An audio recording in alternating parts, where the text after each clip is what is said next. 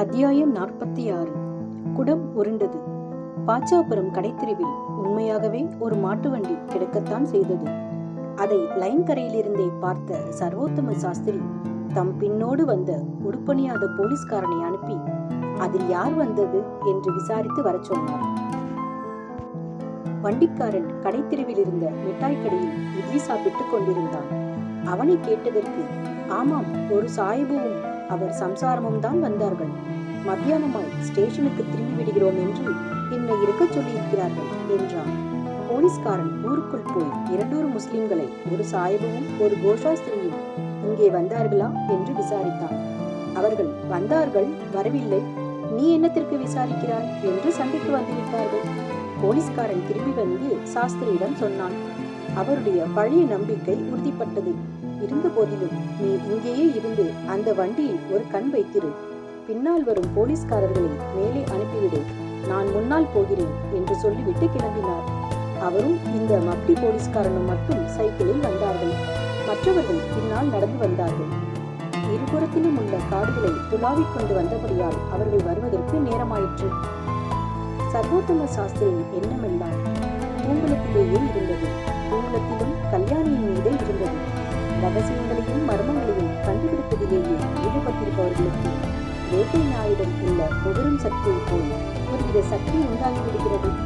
ரயிலில் பாருங்களேன், வண்டியில் 32 பேர் உட்கார்ந்திருக்கும் போது டிக்கெட் பரிசோதகர் ஓர் ஆசாமியிடம் குறிப்பாக போய் டிக்கெட் கேட்கிறார். அந்த ஆசாமியிடம் டிக்கெட் இருப்பதில்லை. இம்மாதிரிதான் சர்வோத்தம சாஸ்திரிக்கும் முத்தையனுடைய ரகசியம் இந்த கல்யாணியிடம் இருக்கிறது என்ற எண்ணம் தோன்றிவிட்டது. எனவே பரபரப்புடன் விரைந்து சைக்கிளை விட்டு கொண்டு சென்றார். அவர் பூங்குளத்தை நெருங்கிய போது கல்யாணி கொள்ளிடப்படுகையிலிருந்து இடுப்பிலே குடத்துடன் குளிக்காமலும் தலைவிரி கோலமாயும் வருவதைக் கண்டார். ஐயோ, இந்த பெண்ணுக்கு சித்தப்பிரமையா அல்லது பேய் பிடித்திருக்கிறதா என்று அவர் திடுக்கிட்டு போனார். அப்போது அவளுடைய தோற்றம் அவ்வளவு பயங்கரமாயிருந்தது. அவ்விடத்தில் லைன்கரை சாலையை ஓட்டி ராஜன் வாய்க்கால் ஓடிக்கொண்டிருந்தபடியால் கொள்ளிடத்திலிருந்து வருகிறவர்கள் லைன்கரை சாலையை தாண்டியதும் கொஞ்ச தூரம் கீழே இறங்கி போய் வாய்க்காலின் மீது போடப்பட்டிருக்கும் மூங்கில் பாலத்தின் வழியாக அக்கறை செல்ல வேண்டும். அப்புறம் சாதாரண கால்நடை பாதை வழியாக சுமார் 1/4 மைல் தூரம் போனால்தான் பூங்குளத்தை அடையலாம். கல்யாணி இப்போது லைன்கரை சாலையை தாண்டி கொண்டிருந்தாள். அவளுடைய வாய் ஏதோ முணுமுணுத்துக் கொண்டிருந்தது. அவள் என்ன சொல்கிறாள் என்பதை சாஸ்திரியின் காதில் விழாவிட்டாலும் அவை ஏதோ காரமான வசை சொற்கள் என்று மட்டும் ஊகிக்க முடிந்தது. அவ்வளவு சமீபத்தில் வந்திருந்த சாஸ்திரியை அவள் கவனிக்கவில்லை. உண்மையில் அவளுக்கு எதிரில் உள்ளவை கூட அவள் கண்ணுக்கு தெரியவில்லை என்று தோன்றிற்று. அப்படி தட்டி தடுமாறி நடந்தாள். சாலையை தாண்டியதும் பள்ளத்தில் இறங்க வேண்டுமல்லவா? அந்த இடத்தில் பள்ளம் என்பதை கவனிக்காமலே அவள் காலை எடுத்து வைத்தாள். திடீரென்று கீழே விழுந்தாள்.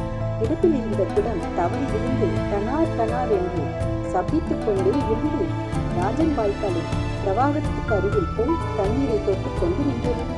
குடம் உருண்ட வேகத்தில் அதற்குள் இருந்த பொட்டலம் வெளியே வந்து தண்ணீரில் விழுந்தது. விழும்போது அந்த பொட்டலம் அவையிலும் போயிற்று. நீங்கள் திரண்டு வந்து முத்தையனுடைய மத்தியான சாப்பாட்டை ருசி பார்த்து சாப்பிடத் தொடங்கினர்.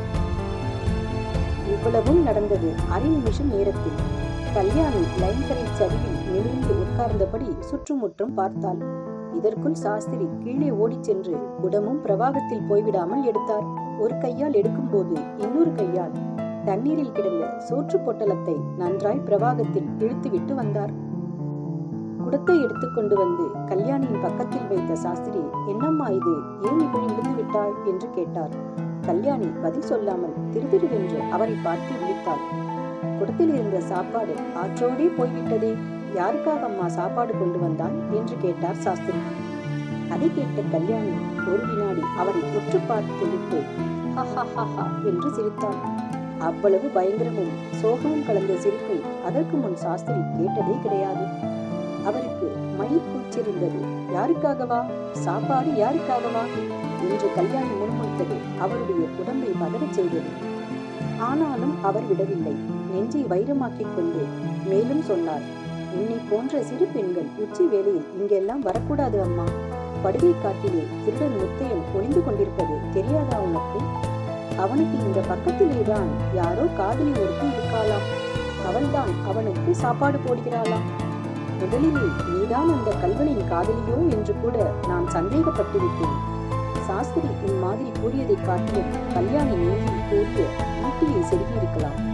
ஆனால் ஈவிரக்கம் பார்த்தால் இந்த காலத்தில் சரிப்படுமா? உத்தியோகத்தில் தான் ப்ரமோஷன் கிடைக்குமா? அவர் உத்தேசித்த பலன் கைமேல் கிடைத்துவிட்டது. கல்யாணி விழுந்து நின்றாள். ஆபீசம் வந்தவள் போல் பேசினாள். நானா கல்வனின் காதலி? இல்லவே இல்லை, சத்தியமா இல்லை. அவனுடைய காதலி வேறொருத்தி இருக்கிறாள். அதோ அந்த காட்டுக்குள்ளேயே இருக்கிற வாழும் கோவிலுக்கு போனால் தெரியும். காதலனும் காதலியும் அங்கே கட்டி தழுவி கொண்டிருக்கிறார்கள். இப்படி சொன்ன கல்யாணிக்கு உடனே ஐயோ என்ன காரியம் செய்தோம் என்று தோன்றியிருக்க வேண்டும். உதடுகளை கடித்துக் கொண்டாள். ஒரு நிமிஷம் பொறுத்து ஐயா நீங்கள் யார் என்று கேட்டாள். சாஸ்திரியின் முகத்தில் ஒரு சிறு மாறுதலும் ஏற்படவில்லை. ஏனம்மா என்னை தெரியாதா? நான் இந்த கொள்ளிடக்கரை மேஸ்திரி. எனக்கு என்னத்திற்கு இந்த தொல்லை எல்லாம்? உனக்கு உடம்பு சரியில்லை போலிருக்கிறது. மூங்கில் பாலத்தை தாண்டி ஜாகிரதையாக போய் சேர். நானும் என் வழியே போகிறேன் என்றார். கல்யாணி ஐயா நிஜமாய் சொல்லுங்கள், நீங்கள் போலீஸ்காரர் இல்லையே என்று கேட்டாள். என்னை பார்த்தால் போலீஸ்காரன் மாதிரி இருக்கிறதா என்றார் சாஸ்திரி. கல்யாணி குடத்தை எடுத்து இடுப்பில் வைத்துக் கொண்டு மூங்கில் பாலத்தை தாண்டி ஊரை நோக்கி சென்றாள். அவளுக்கு தெரியும்படியாக சாஸ்திரியும் லைன் கரைச்சாலையோடு கொஞ்ச தூரம் போனார்.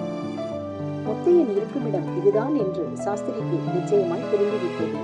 ஆனால் கல்யாணியின் மர்மம் என்னதென்று முழுவதும் விளங்கவில்லை. அதை பற்றி பிறகு பார்த்துக் கொள்ளலாம். இப்போது அந்த பெண் இங்கே இருந்தால் காரியத்துக்கு ஏதாவது இடையூறு ஏற்படும் என்று எண்ணித்தான் அவளை போகச் செய்தார். அவள் ராஜன் வாய்க்காலை தாண்டி அக்கறையில் முடுக்கு திரும்புவதும் இங்கே சாலையில் போலீஸ்காரர்கள் வண்டி சேர்வதும் சரியாயிருந்தது.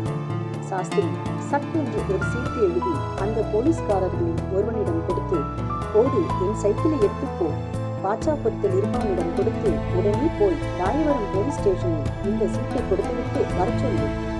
அவன் கோஷாஸ்திரியை தேடியது போது கோஷாவும் ஆயிற்று, நாசமாய் போனதும் ஆயிற்று என்றார். பாக்கி இருந்த 5 கான்ஸ்டபிள்களையும் பார்த்த சாஸ்திரி, துப்பாக்கிகளில் மருந்து வெட்டிக்கு தயாராய் வைத்திருக்கிறீர்களா? வேட்டை நெருங்கிவிட்டது என்றார்.